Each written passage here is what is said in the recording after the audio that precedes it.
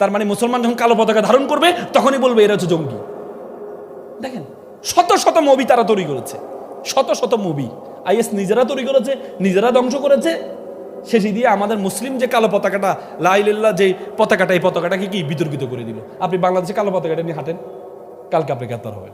হাঁটেন না, পারবেন? আজকে এখানে একটা কালো পতাকা রাখতেন, আপনি প্রোগ্রাম করতে পারতেন। তার মানে কি দেখেন তারা কি করেছে।